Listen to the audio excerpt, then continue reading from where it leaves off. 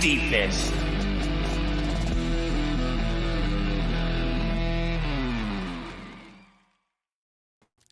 Welcome back to Split the Defense Leafs post-game, presented by LaForest Electrical Contractors, serving Kingston and the surrounding area since 2004. Proud member of the Hockey Podcast Network. I'm Webby with CP and producer Ted in the booth. As usual, thumbs up this episode, subscribe to our YouTube, leave us a comment, and catch us in podcast form anywhere you listen to podcasts. And with his 9th goal of the season, an 18th career overtime goal, John Tavares puts the team on his back with a lucky break and wins the game in beautiful comeback fashion for the Toronto Maple Leafs. Final score, 4-3. There was never a doubt, right, CP? I mean, this team's looking more and more like last year's team. So, yeah, I mean, it seemed like it was inevitable that they were going to do this. They got really used to coming back last year. They, like I remember at the beginning of the year, there's multiple 6-on-5s to tie it and go to overtime, and yeah, felt very much like that. Matthew Knies, I felt like, was the guy that put the team on his back and kind of carried them to the overtime. And then yeah, John Tavares, I mean, he had 2 goals tonight, so good for him. Matthew Knies, man. Yeah, good for John Tavares. Amazing streak up the ice, way to capitalize on it. Veteran move for sure. It's my first thought when I saw it. Good for him. He's a scorer. Yep, he's a scorer. He waited, patience, put it in the net. Good for JT. Thank God, because I did not want to take 0 points out of this road trip. I don't even know if road trip back-to-back anyways, this back-to-back. Yeah. Are we still on the road after this? You have to go back home yet? I don't know. We'll see. No idea. But Matthew Knies. We do have to get there. Matthew Knies. Great hands tonight. Great net front presence tonight. Great back checking tonight. Great tip tonight. Actually, the Leafs should have never went to overtime, which we'll get to. But Matthew Knies was incredible. He was all over the place. And, he set up a goal that ended up, I think it was he created a goal, right, the 3-2 goal. And then he was there for the tying that got taken away. Then he's just all over the place. The guy is just an absolute phenom. I love Matthew Knies so much. I'm so happy he's on our team. We actually got a kid that clicks. Like this man, he's a child. This man is a child. And he's like an amazing hockey player. It's so nice. We have so many years of Matthew Knies still. I love watching this guy. And if anybody's really put the team on their back since Austin Matthews has been out, if you look back as a larger sample size over this whole 5 games now, you would definitely say Matthew Knies. Marner has been logging the minutes a lot, yeah, and he definitely contributed tonight as well. But Matthew Knies, he's the one who, when you say that big guy's down, the big dog's down, everybody needs to take a step. You know that mentality? If somebody stepped up during this time, it's Matthew Knies. Yeah, I think all season, actually, he's kind of stepped up. I said it a few episodes ago, actually it was a while ago now because Matthews was still playing, but where you're more excited when Matthew Knies gets the puck on his stick than Matthews because he's the guy that's scoring. He's the guy that's dangerous. And yeah, definitely in the last few games, Marner's been a huge part of it, like you said, but yeah, no question. Knies has been really, a nice addition, to this team. And yeah, I just think to have just such a big body, it's very seldom does he get pushed off a puck or even get hit at all. Just a huge guy, and yeah, the hands tonight, like you said, to pick up the puck at the blue line to create a goal. He almost had one himself. Who cleaned up that one? I kind of forget now. Is that Nylander. Yeah, right. Willie picked it up. Yeah, but almost a goal himself. It was just inches from going in himself. So, yeah, just I love everything from him. He's just so locked in as one of the top players on this team, and especially when in the middle, coming to there's 7 shots on net for the Leafs in the halfway through this game, and I'm just dying for someone to do something, and then little by little the team starts picking it up and chipping in, but really he's the most noticeable guy is Matthew Knies for sure. Yeah, absolutely. It was definitely a do something night tonight, wasn't it? It was last night we were talking about it and we almost were I don't want to say okay with it, but we were expectant of it. I did not expect it to be so bad tonight. Like I was worried, to be honest. I kind of had a gut feeling about it.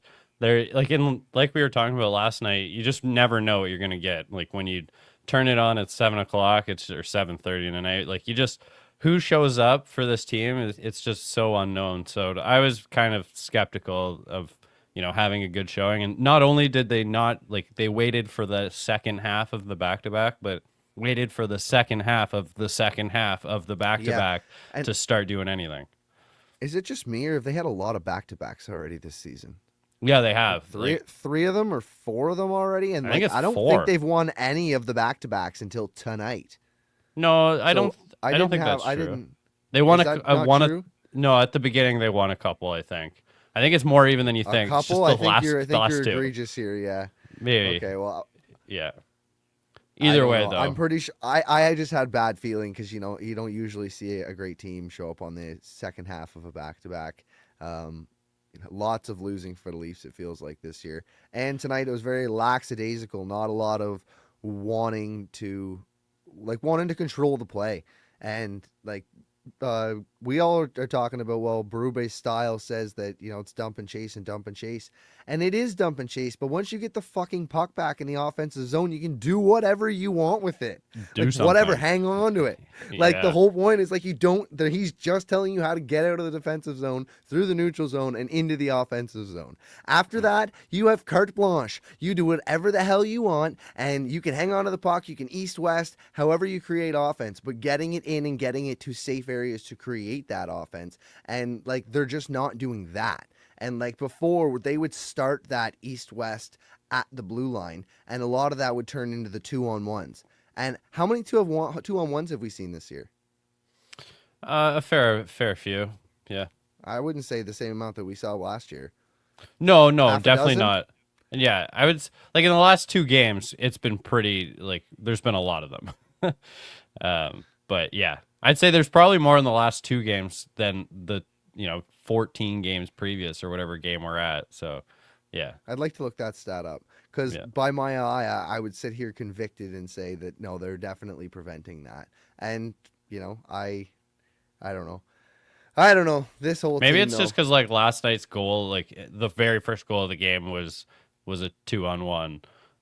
Like even tonight there was a 2-on-1 that ended up a goal. So like maybe it's just because they're like right in front of me and they're ending up in the back of the net. But yeah, Maybe this whole team, though, needs to learn how to play defense. I read an article today, and I wish I would have clipped it. It was Luke Fox talking about Connor Timmins, why Connor Timmins played over Simon Benoit. And he wrote this yeah, article last week, I believe. It was like foreshadowing. Yanni Hakanpää is back today. He played today. And Simon Benoit was scratched, so we had 2 righties. I guess there wasn't 2 righties, but we had, enough righties for lefties. We had it was an interesting setup tonight. And the point of all that is that Connor Timmins was preaching on Berube's style, Berube's systems. That's the word I was looking for. And the fact that it was forwards are pressured to play harder defensively. And when I read that, I was like, are you seeing that? Are you? I'm not seeing that. Like, do you see the forwards being more defensively responsible than last year? I don't notice any better difference. Like, no, I see them getting the puck down the ice quicker and out of their end and less shit, but I don't see the forwards working any harder or, like, not more or better than usual, I guess. I mean, and it's almost the opposite because part of the system is blowing the zone early. Because like one of the wingers has the ability to leave the zone immediately. It's encouraged. And so like isn't that like kind of the contrary to that point, But like it's always kind of the same. Like the centerman chips in down low with the defenseman, protect the front of the net. Wingers have the defenseman. I don't know. Is it a work harder mentality? But yeah, I think it's kind of like from the exit out. And like we've kind of seen like that Matthews has always been a good down low help defense or help centerman.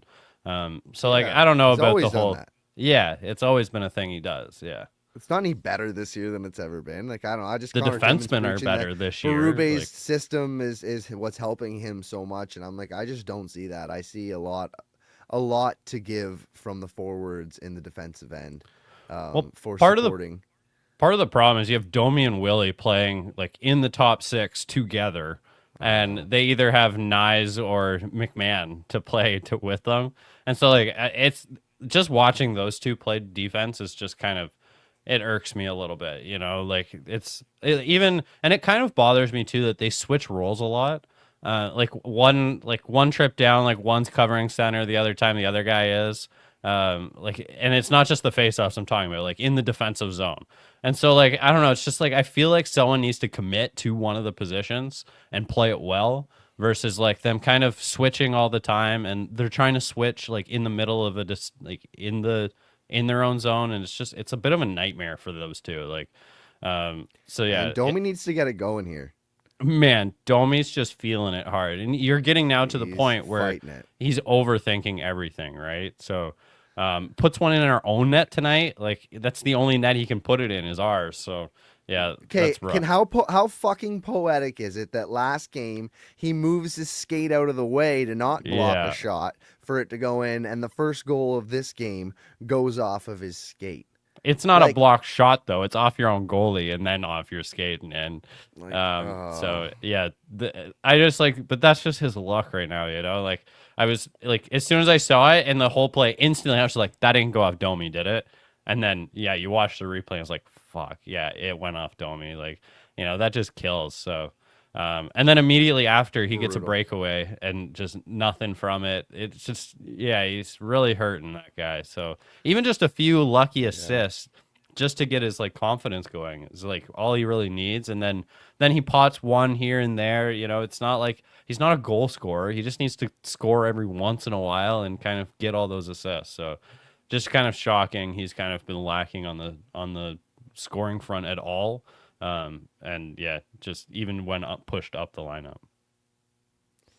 So we had McMahon with Tavares and Marner tonight, and McMahon had a nice goal. They had a few opportunities. McMahon probably had 4 or 5 shots on goal tonight, maybe more than that. Mm. And I like Tavares with Marner. I always have. And I wonder, do you think McMahon, Tavares, and Marner would be a thing? And how do you feel about, you flip Domi to Matthews when he's back, and then you got Nyes, Matthews, and Nylander as your top line. Your second line's McMahon, Tavares, Marner, and throw Domi down in the bottom six somewhere. Figure that out. I mean, he's not really, not Sorry, really. You gotta earn this spot right here, right now, right? So I mean, like from the night, from the lines that we had tonight, do you think Marner, Tavares, McMahon should stay a thing? yeah, I've always preferred it. I mean, I'm not sure it's just because like John Tavares's best career year is when Marner's been on his wing, and so I think it just makes Tavares look better. He's got a guy that can just create and dominate, and not that Willie can't do that. It's just when does Willie decide to do that? And you're just way more consistently going to get something from Marner. And Willie playing with Well, Matthews, like Matthews can create on his own, and those two seem to feed off each other a little bit.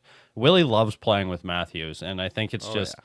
a little bit. You get the bump from him. I'm not sure if it lasts, how long it lasts, but definitely for a week or two, you get a bump from Willie just from putting him with Matthews. And I think like not it's not that Nylander doesn't do it in this spot. It's the Marner that he defers too much when playing with Matthews, probably, and he will open his game up a lot more playing with Tavares. He's not going to be so much trying to get him Tavares the puck, and he's more of a do it myself because why Tavares? Austin Matthews, you understand why, but John Tavares, you see there's a change in Mitch Marner's play. He's more aggressive, and so like I think that should and could be a thing. And then you have Nyes, Matthews, and Nylander, and that could be your top line.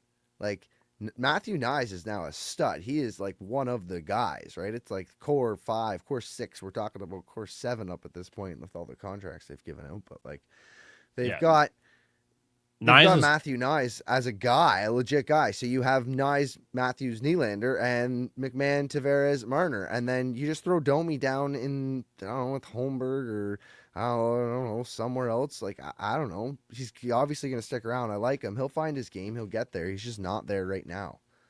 Yeah, the thing is, like, you kind of run into the same thing as Nick Robertson with Domi, which, like, what's the use is he on a third line? And, like, you just get into a third line of guys that To aren't really create doing against anything. Like, to I would, create against other guys, to create against other lines that aren't as good. So you try to but put we've seen together a it. third line scoring line with Domi and Robertson, or I don't know, maybe We like just I saw don't it, know. though, for the last, like, 5 games prior to Matthews being out, like, maybe even 10 games prior. Like, it's been like a thing that we've seen. It's just been non existent, really. So that's the only Grasping at sacrifice I straws see. here, buddy. I'm sorry. No, I mean it's the truth. We've already seen it. And so like that's kind of the sacrifice that you get for, when you just put, Domi down and wherever land. So but it is kind of if you're getting a top 6 that's, really going, then as long as you got a responsible third line, it doesn't matter, but I would like to see Domi just get like when we saw Domi and Matthews together, he was just a different player. And I'm not sure if that's something that you can do because that and like you're just going to see Willie be in the third line then, which, are you just doing the same thing to him where he's going to be a little less effective and you don't want that either. So, too many And top who 6 guys centers here, that? really. Yeah. Yeah. Like we need like a guy who's just a bottom 6 guy who like you just need to put down there. Like if you had a good centerman on the third line, I think any of these guys would be fine there because you're like, oh, he can play with whoever. But we don't have that guy. And it's just like, who is it? Is it Domi playing the third line center? Is it Pontus Holmberg? Is it Camp like it was tonight? Doer? Like I don't know. It's just there's an Well, empty fuck. We slot should there. try. So We should try Ryan Reeves because Craig Berube seems to love Ryan Reeves. He just won't stop playing the guy. I mean, I don't know. Obviously, there's not many options with injuries and whatever, but like, holy, this guy's played a lot of games. Did you see Reeves rip the ad off the boards tonight with his ass? wait, no, I didn't. He ripped the No, ad off. somehow it got stuck to him and he skated Oh my away god. and he had it flying down his, like a flag when he was skating back. It was Yeah. hilarious. You didn't see that? Oh. No, no. I mean, actually, I didn't mind the fourth line tonight, though. Like Reeves always seems to be useless, but also he hasn't been making like massive mistakes that we saw last year. I'm not sure if it's just the players that he's playing with or covering for him because like he's typically had Kampf and Lawrence as his partners. Like tonight, he had Lawrence and someone else. Was it Dewar or who was on the left wing there? Yeah, no, Steve's. That's who it was. So like I guess like I don't know. He seems useless, but at the same time, like the fourth line has never been the real problem with this team. I don't think. We're having a third line problem. There's like you could set in stone the fourth. I think it's been fine, and maybe you can alternate in and out Reeves and Dewar or whoever you want to put in that spot when everyone's healthy. But yeah, it's just there's like nobody on this team that's a third line caliber player. I don't know, and I didn't know No, it was it's going to be weird. so hard to find. Yeah, something's got to be done. I don't know what's going to be done there. Let's get to the most exciting and controversial part of this game. The refs, is that we're doing ref There were talk now? 4 reviews Yeah, tonight ridiculous. for 4 different instances. One was goaltender interference. One was a penalty. The other one was kicked in goal. And the other one was a high stick. Yeah. So let's start off with the goaltender interference. That went our way. How do you feel about that goaltender interference? Was it goaltender interference in your eyes? Miller thought it was pretty light. Yeah, I mean, the standard just is very, very slim right here. I mean, not only is I think it's Dowd that's the player. He's pushed into him by Hockenpah. He just barely touches him. I don't know. Like, yeah, all of them are just, there was some reason I thought they were kind of weird. So, yeah, this one, like, I kind of agreed with the broadcast or the intermission people. Like he was pushed in. So, yeah, I thought we kind of got lucky there. Um, that's the A one little you bit take, lucky on though. the first one. Yeah. Okay, so the second one is a penalty on Matthew Nyes. He bumps into who was it? He bumped into Dowd. No, Oh, yeah, was it Dowd up high. Yeah. Yeah, and he got Dowd up high. That gets called back and goes our way. They got that right, right? And are you Yeah, try and be unbiased here? I think they got that right. He looked like he wasn't trying to do anything. Yeah, I mean, he's the thing that it didn't seem like incidental contact to me the way they said it, because like Dowd has the puck, like Nyes is coming to the middle of the ice. Like, what else is he doing but trying to cut him off and make a hit? But it's just the way that Dowd goes down and like kind of puts his head down Well, while he's shooting. So cut him off and make a hit are two totally different things. He cut him off. He wasn't trying to make a hit. He just got in his way, and all of a sudden, like shit, he ain't gonna stop. Like, what do well, you? I mean, what You know, I just think like, what do you're you just kind of expect? gliding, and Yeah, but the you guy's got don't the puck. expect. You're skating at him. Like I don't know. It seems silly not to think that you were gonna make contact with him. It's just I'm not sure he thought that it was gonna be a head first type of contact. That's the problem. And so like at the last second, he's pulling up his arm and trying to not make it as trying to make as little contact as possible. I thought it was as honest as Nyes could be about it. But you But think it was a penalty? no, I'm just saying like the incidental contact part of it is weird. It should have been a clean hit. That's what I think it is. Like guy has puck, guy made contact with them, but the guy with the puck led with his head. I don't know. That doesn't seem like a penalty to me. It's just very unfortunate and part of hockey. And the whole cut part of it is just his whole like that his visor hits him in the face, so it just looks a little bit worse. But yeah, I agreed with it coming back. Is trying to be as unbiased as possible. I know if that was like the reverse and Matthew Nyes just got bing to the head, I might feel slightly different. But yeah, I don't know. I called it good call though. Yeah. All right. The Fair whole enough. 5 minute and then review is a little controversial, but it is the right thing to do. It's just it looks like you what about just the 10 minutes per review that it takes? Fuck, that's a little controversial. for sure. I mean, tonight just it felt like a drag for a little while there because Oh like my God. everything it was like yeah, and it was a drag for sure. Yeah.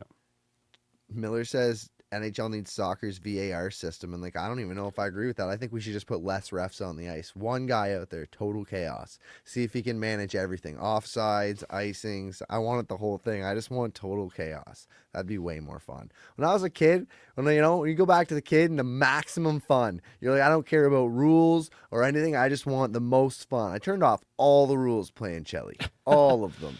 Right? And Yeah. it was just like, who cares? Way more fun that way. Way more intense. Right? I think they would go you the missed opposite. that? There's no way they're getting rid of refs. They'd probably be putting more on, if anything, Well, unfortunately. that's what I'm saying. but- Miller wants the VAR system where they can see everything all the time. I'm like, no, I'm total opposite. I want the complete other Yeah, way. Okay, I so think- what about the kick? Part of that, ahead. though, I think is like the whole ball going across the goal line is trackable. Where like the puck going across the goal line is also trackable. They've only just invested in half the technology. Like they figured out the puck part. They just don't want to invest in the cameras for the net and to implement it in every arena. And so yeah, they're just half-assing kind of that whole That's system. so dumb. Yeah, so I dumb. mean- It's gonna come though. It's got to Yeah. be a thing eventually. 10 years in the future, they'll do it because the NHL seems to be 10 years behind everything. Yeah, that makes sense. Yeah, so 10 years from now we'll have more like an NHL Cup, just like the NBA. Yeah, right? that'd be nice. Yeah. All right, so let's move on. The kicked in goal. Steven Lorentz has a goal bounce off of his leg and go in, and the ever so slightest direction of him trying to put himself in the way of the puck is deemed a kicking motion. No goal. Good call, bad call. That seems like a brutal call, and for two reasons. One is that last time I checked, and I've actually read the rule book, is that it's a distinct kicking motion, and that just does not qualify. That is a skating motion, a gliding motion, a leg that is maybe moving a little bit, but not a distinct kicking motion. My second part of this is how high up the leg does it count to be a kick? Because like it's above the knee for sure. And so like what if it hits you like just below the groin? Does that still count? Or like your hip is still part of your leg. So like does that count as a kicked in if you're skating and you hip it in? So like that was part of it too. I was just like where on the leg does it stop counting as a kick? Well, that you'd have to. It depends on what league you're in, because I think we could ask maybe like a kickboxing official. Do you know anybody who does kickboxing? We could bring in right now as a special guest and tell where does it become illegal here? Because that is where we should determine where it's okay to move your body and deflect it. Because like if it was to come at your chest and you were to chest it in, that'd still be a goal, right? Yeah, oh yeah, 100%. Even if you're flailing your legs like you whatever. Yeah. What if I got up and gave it one of these? I I'm pretty sure a hip check to the puck is not illegal. Yeah. Never seen that rule in the rule book. So then why can't he hit it off his thigh? He really didn't do a kicking motion. Like we've always argued you can't headbutt the puck, is what he says. You can't headbutt the puck. All right, that makes sense. It's a safety thing. All right, I get that. That makes Yeah, we're sense. trying to protect Can people you here. do the other things? Yes, and I can understand you don't want to kick it. I get that because you don't want somebody intentionally trying to kick it. That's dangerous. You got fucking knives on your feet. I get that part too. I get that. But when it comes to this midsection area, there's definitely got to be a cutoff somewhere above the knee. Like, I mean, and it's got to be around the knee. Like, I think don't below know. the knee should be the rule. Like if it's knee and Yeah. below, then it's a kick. Or like even in knee, even if you're kneeing the puck in the net, like that can still get a little dangerous because you're lifting your skate off the ice or anything. But if it's above the knee and your skates aren't doing anything, like, I mean, come on. Yeah. Yeah, and I mean there can be some sort of rule too for you. There has to be like the blade so far within so far of the ice, like a normal. You can't be an egregious knee. You can't like jump up in the air and try and do this ridiculous circus stuff. But like there has to be a line somewhere, and I feel like that should have been a good goal. Yeah. So the last one Mm-hmm. was absolute 6.6C. fucking bullshit. High stick for So Matthew Nyes. Was that a high stick or no? I didn't think it was a high stick from my view. Obviously it was, but like how close must that have been? So like I think that it was a good call and a bad call all at once because it initially is a bad call because the ref that makes it is can't see his friggin' stick. You know, he's behind two guys' back who are both making a play with their stick. He's got no idea if that's a high stick or not. I'm sorry. And so then he calls it no goal when he has no idea if it's a goal or not. And that's where everything starts as the problem. Because yes, if you review it, it's very close, you know? And I'd say that under video review, it has to be like distinct that you got the wrong call. And so then at that point, you got to go with the call on the ice because it's so close. Like, and every camera angle is different. You can't get an exact bar height camera. So, like, you're never going to get the exact call. So, like, that's where everything went wrong. So, they just made the wrong call initially, and they should have. Yeah, if you can't see it, you can't call it. So, I don't know what that guy's doing.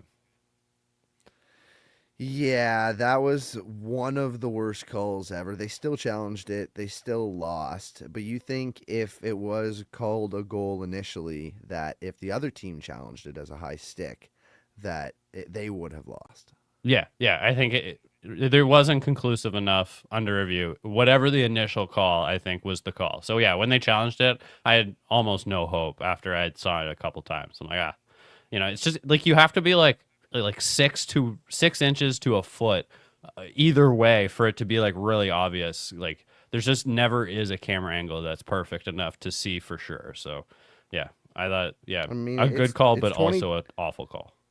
it's 2024 and like these guys are billionaires. Like just invest the money and put cameras in the bars and just get this shit done and do In the what you gotta bars, do. And, yeah, like yeah, absolutely. Like, I why got couldn't you? Why couldn't you get a small little lens to go by? I got one on my phone. You couldn't find a protective something to go strong enough that a puck wouldn't break. Like, I mean, like you've got to be able to figure that out somehow, some way, yeah. right? The electrician in me is just thinking about how you fish through every single one of those bars, but.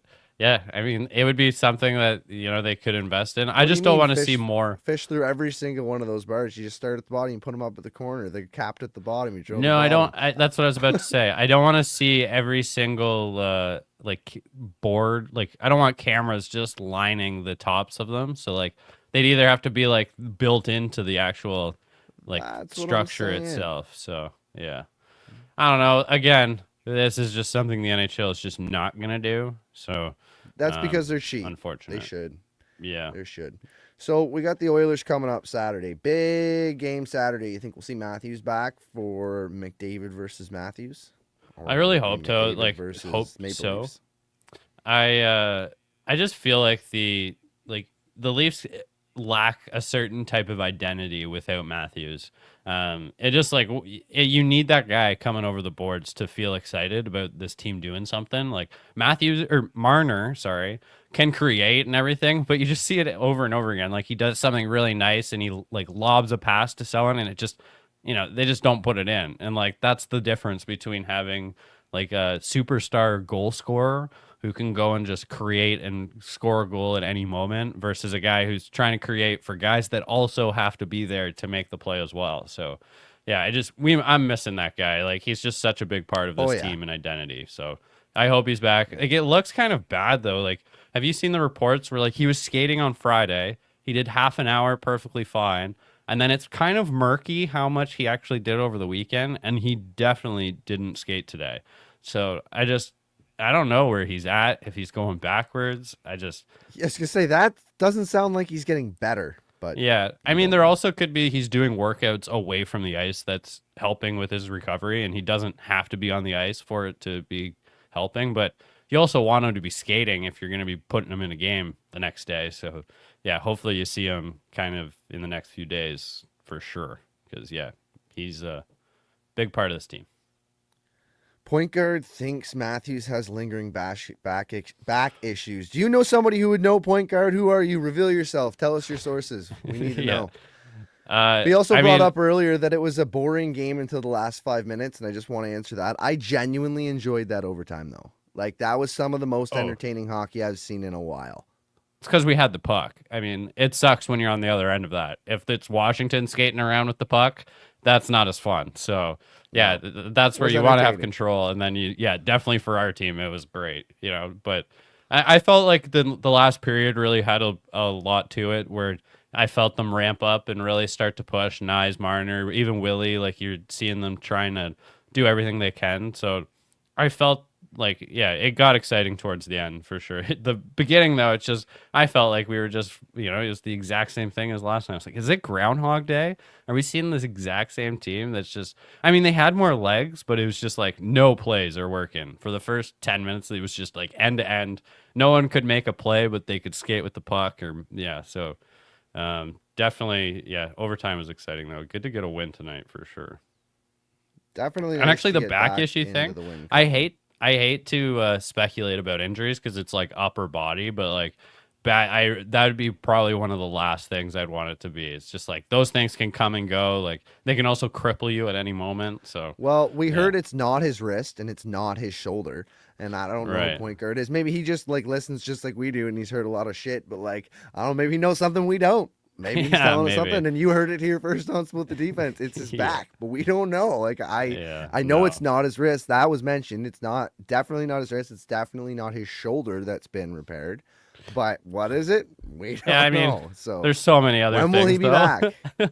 It could be his elbow, his forearm, his ribs. It's he could have a stomach ache. I don't know.